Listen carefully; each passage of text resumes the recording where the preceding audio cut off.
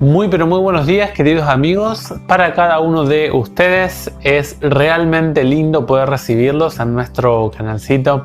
Queremos invitarles en esta mañana a que nos acompañen en el programa Reavivados por su palabra, en el capítulo 29 del libro de Isaías. Vamos avanzando, ya estamos llegando casi al un poquito más del 30% del libro. Vamos avanzando en nuestra lectura diaria. Ojalá que esté siendo de bendición, que esté dedicando un tiempito para reflexionar, para meditar en los textos bíblicos.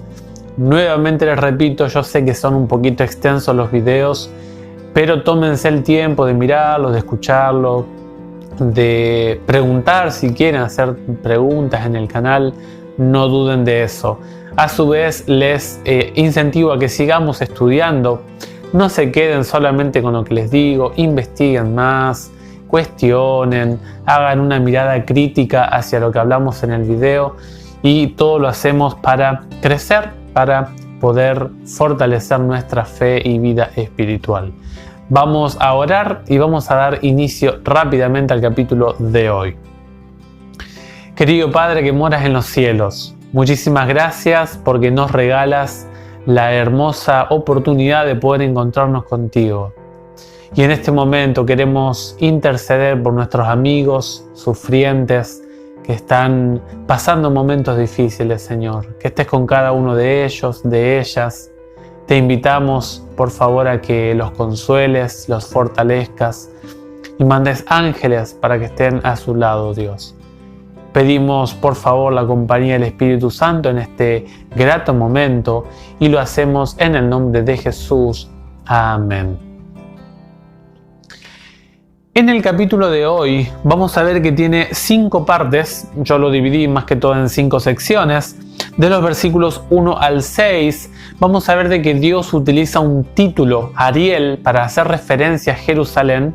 En los versos 7 al 8 habla acerca de la seguridad divina, de la vergüenza a nivel nacional que van a tener las otras potencias al tratar de llegar a Judá, y específicamente habla de los asirios, ¿sí? Sennacherib, allí en Isaías 36 y 37.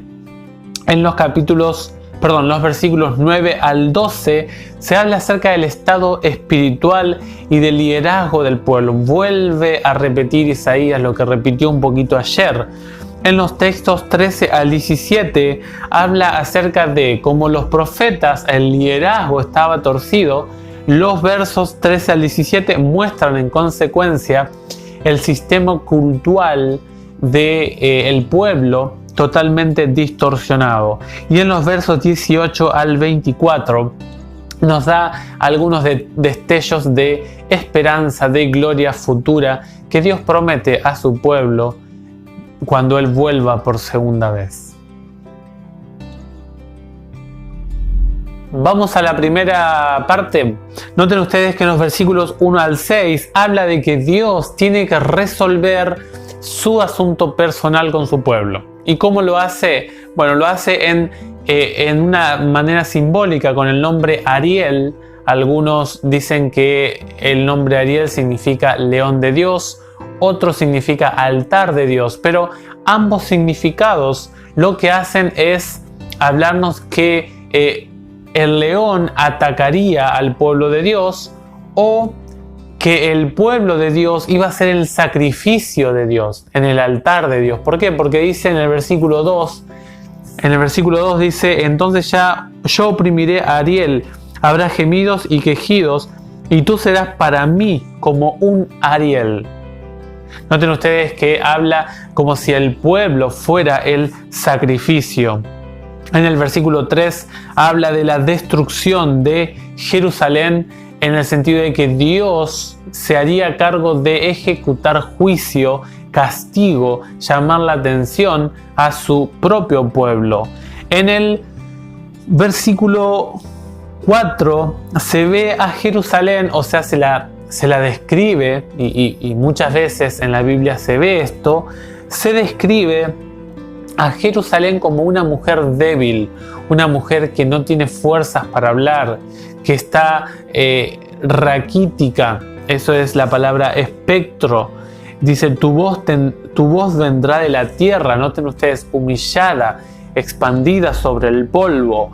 En los versículos 5 y 6 habla que aparece el Señor en favor de su pueblo. Dios se va a hacer responsable ante las demás naciones. En el versículo 5 se describen elementos de cuando aparece la teofanía, o sea, la aparición, rayos, truenos, relámpagos, cuando Dios se manifiesta, o sea, que Dios iba a ser mostrado ante su pueblo.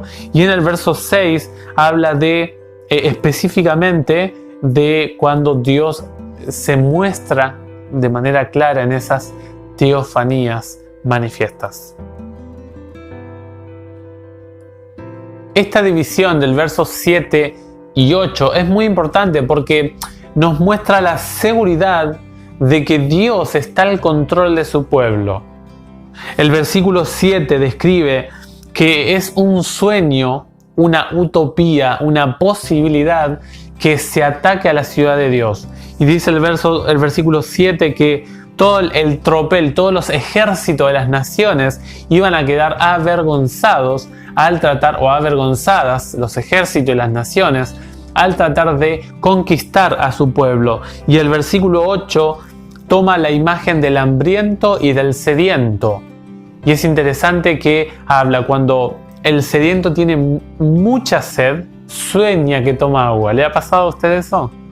El versículo 8 describe que alguien que tiene mucha hambre sueña con que come. Es decir, soñará, en este caso Sennacherib, Asiria, soñará con conquistar a Jerusalén, pero no se cumplirá su sueño. Será avergonzado el rey de Asiria.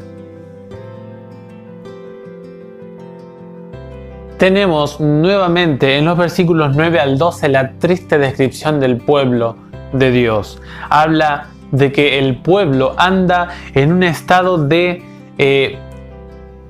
falta de razón, andaba sin la capacidad de razonar, de pensar, de poder criticar, andaba con la mente embotada. El profeta trata de hacerles ver su situación, le dice: pásmense, quédense pasmados, enceguézcanse y quédense ciegos, embriáguense, pero no de vino.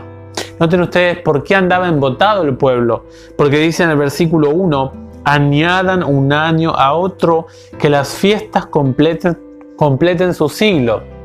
¿Qué está diciendo acá el texto 1? Hacían la rutina diaria. Cada año iban a ofrecer su sacrificio, disfrutaban de tal o cual fiesta, se cumplía el año y la gente pasaba desapercibida en los asuntos espirituales. Y la mente estaba distraída de los asuntos sí importantes. Tenía un desorden de las prioridades. Por eso dice: embriáguense, o sea, la mente embotada, la mente aturdida, pero de los quehaceres diarios. En el versículo 10 dice que el pueblo estaba desorientado. El pueblo estaba sin dirección de parte de los líderes de ellos. Los profetas que vaticinaban, o sea, que anunciaban, que daban los mensajes de Dios, no tenían una comprensión del mensaje que recibían. Y además de eso, estos profetas realizaban su ministerio, entre comillas, por dinero. Negociaban con la palabra de Dios. El versículo 11 y el versículo 12 son dos textos muy importantes, porque quizá alguno piensa que el libro de Dios es un libro que no se entiende. La palabra sellar en la Biblia, es cierto que hay porciones de la Biblia que fueron selladas, como por ejemplo Daniel 12, Dios le dijo: sella esta porción del libro y será abierto a su debido momento. Y es interesante que aquí, cuando los hombres en los tiempos de Isaías leían los rollos, era lo mismo que si hubiera estado sellado. Era como si nunca hubiese sido abierto ese libro, o sea, conservado para un momento específico. Y no es que Dios tiene un mensaje un tanto confuso, sino que Dios entrega su palabra, a aquellos que tienen una actitud correcta. Cuando Ezequiel, o sea, yo vengo a Dios con una actitud de menosprecio, de falta de fe, de descreimiento o de menosprecio para la palabra de Dios, noten que Dios no entrega su regalo del conocimiento, de su sabiduría. Dice el versículo 6 de Hebreos 11, dice: sin la fe es imposible agradar a Dios, porque aquel que se acerca a Dios debe creer que Él existe y es el justo remunerador de los que le buscan. ¿Qué está diciendo acá el apóstol Pablo? No está hablando de que yo ya tengo fe, porque la Biblia dice que la fe es uno de los obsequios dentro del fruto del Espíritu Santo en Gálatas 5. Pero lo que sí está hablando acá Isaías es qué actitud tengo yo al acercarme a la palabra de Dios. ¿Qué disposición tiene Ezequiel a la hora de acercarse al libro de Dios? ¿Cuál es mi predisposición, mejor dicho, al interactuar con el libro de Dios? Y cuando yo traigo una actitud incorrecta, entonces me pasa lo que le pasaba a esta gente. No entiendo, no comprendo, no sé leer. Y mucho más a la gente que estaba lejos de Dios, que no entendía nada de Dios. No solo el que se acercaba al libro de Dios, al mensaje profético con una actitud incorrecta, sino el versículo 12 habla de que la persona que no leía la palabra de Dios, puede ser también que eran analfabetos o que eran analfabetos espiritual, no sabían nada de lo que dice la Biblia, no han escuchado nada del profeta, de la voz profética, por lo tanto no comprenden ni siquiera lo que el profeta les dice. Depende de la actitud que uno tenga. No alcanza solamente con leer la Biblia. Hay que ver la actitud que yo tengo al acercarme a ella. En los versículos 13 al 17 tenemos la consecuencia de si el liderazgo, en los versículos 9 al 12, como lo vimos, el liderazgo estaba errado, estaba ciego. Obviamente que la actitud del laico, del pueblo de Dios, iba a ser errada. En el versículo 13, allí Jesús lo repitió varias veces a esto. Era todo el sistema cultico que tenía el pueblo era realizado con una alta carga de hipocresía,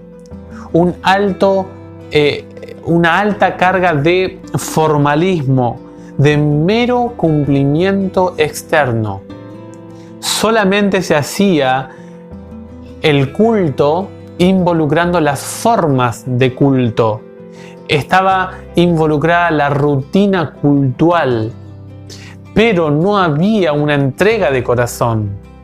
Adentro estaba el pecado dominando la vida del pueblo de Dios. Afuera estaban correctas las rutinas, pero Dios, antes que la rutina, antes que los comportamientos dados en el santuario, en el Antiguo Testamento, que representaban a Jesús, es cierto, lo que Dios quiere es que uno deje a Jesús trabajar en su vida personal.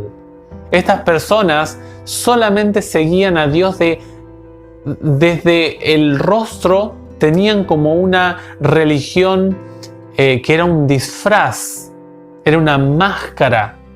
Solamente por apariencia servían a Dios. Y eso es algo trágico que nos puede pasar. En el versículo 14 habla de que Dios iba a seguir actuando de manera grandiosa con su pueblo, porque le iba a seguir entregando su sabiduría, porque la humanidad sin la sabiduría de Dios se queda solamente con la sabiduría humana, y la sabiduría humana solamente es necedad. No hay nada más que necedad cuando solo me quedo con lo que dice el ser humano. Y cuando hago de esta manera, seré avergonzado ante el consejero admirable que es Dios. En el versículo 15 es interesante, siempre me hace acordar esta experiencia mía cuando era chiquitito.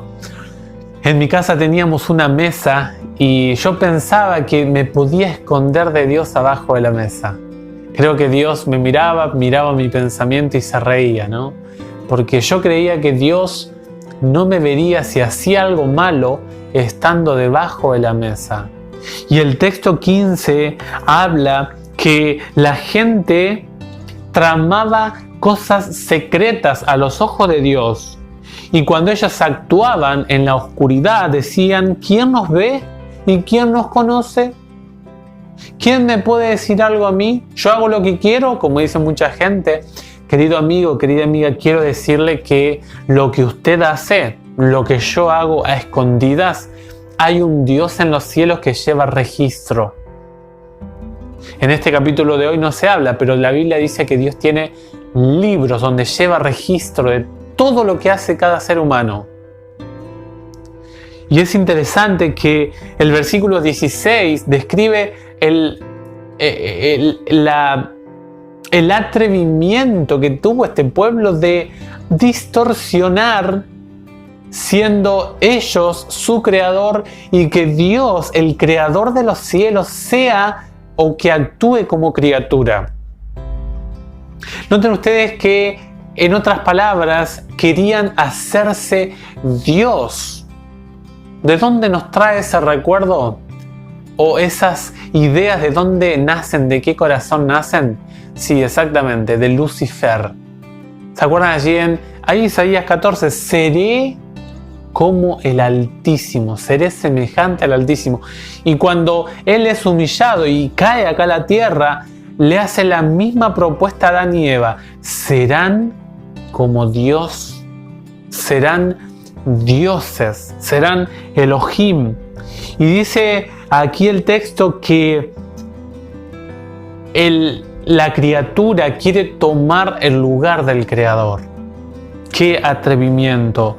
Pero en todo este caos que hay, el profeta Isaías nos introduce en el versículo 17. Es un texto sorpresivo, es un texto que no nos esperamos, porque habla dice, no falta poco, muy poco tiempo para que el Líbano se vuelva un vergel y el vergel parezca un bosque. El profeta Isaías no es un profeta solamente que trae calamidad, es un profeta de esperanza, que nos describe todo este caos y en contraste nos describe de que el plan del reino mesiánico se va a hacer realidad. Ojalá que nosotros tomemos una actitud diferente a la descrita en estos versículos por el pueblo. Los versículos 18 al 24 nos hablan unas cosas lindas. El versículo 18 habla de que cuando venga Cristo, Él restaurará, Jesús vendrá por segunda vez acá a la tierra y todos los que fueron lastimados por el pecado, quizá sin tener ellos culpabilidad. Por ejemplo, pienso en una familia que ha tenido una niña, un niño con síndrome de Down, un nivel muy alto del síndrome, y se cree que con el tiempo estos niños fallecen, o alguna persona que ha tenido algún niño con deficiencias físicas, o quizá alguien que nació sordo, alguien que nació ciego, o alguien que por un accidente quizá se le lastimó alguna parte del cuerpo, o quizá alguien que voluntariamente, por un error consciente, cometió un error y luego se arrepintió al Señor. El Señor le promete sanidad futura. En el versículo 19, el texto 18 lo pueden ampliar un poquito más con Isaías 35. El versículo 19 habla de que el Evangelio de Dios alcanza a ricos, a pobres, a indigentes, a humildes, a todos por igual. El Evangelio de Jesús no relega a nadie. El Evangelio de Cristo involucra a cada ser humano que existe en el planeta Tierra. En el versículo 20 habla y el 20 y 21 están conectados porque habla de todos los tiranos, todos los que acechan para el mal. El 21 habla exclusivamente a aquellos que trabajan en la corte de justicia, aquellos que son abogados, que son jueces, que son fiscales y que se aprovechaban de su rol, de su función, de su cargo para involucrar en causas injustas a los justos y a los injustos liberarlos. Ay, querido amigo, si usted trabaja en la justicia, tenga mucho cuidado a los ojos de Dios, no a la iglesia, al pastor ni ante mí.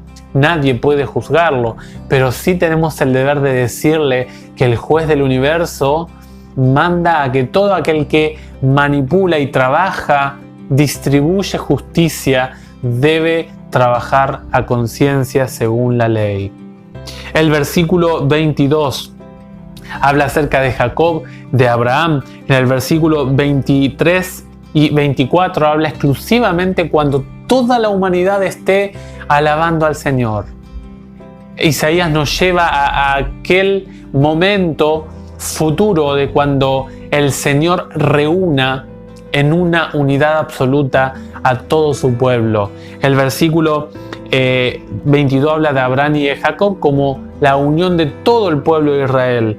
El versículo 23 habla de que en aquel día van a proclamar, van a entregar loor, van a redituar alabanza exclusivamente a la persona de Dios, al Dios de Israel. Y en el versículo 24 habla de que todos podemos estar en el reino de Dios. Querido amigo, si usted se involucra en este texto porque dice las mentes, o sea, los estados de ánimo, los espíritus extraviados llegarán a entender. Los recalcitrantes, es decir, aquellos que están firmes, que son tercos, que son testarudos, dice, aceptarán la enseñanza. Qué lindo el mensaje final del profeta Isaías. Hay un lugar para usted en el reino de Dios. Ojalá que el capítulo de hoy nos hable, que nos enseñe de que Dios tiene el control de su pueblo. El plan de Dios no ha fracasado, queridos amigos, amigas. Dios todavía sigue llamando a los líderes. Dios llama a la forma de adoración del pueblo. Dios dice que el mal, el dolor, todos los dolores que vienen por el pecado serán eliminados. Y ojalá que nosotros estemos en el Israel futuro espiritual, que conformemos parte de la ciudad del Señor Jesús. Desde el canal Enseñanza Bíblica les mandamos un fuerte abrazo a cada uno de ustedes. Que puedan pasar lindo sábado, que tengan un feliz día con el Señor, que lo disfruten a pleno. Por favor, no olviden de dar su me gusta, dejar comentarios, también compartir el canal y suscribirse. Eso nos ayuda mucho a poder continuar esparciendo el Evangelio. Gracias por su apoyo, que el Señor me los bendiga y nos vemos en el próximo videito. Hasta luego.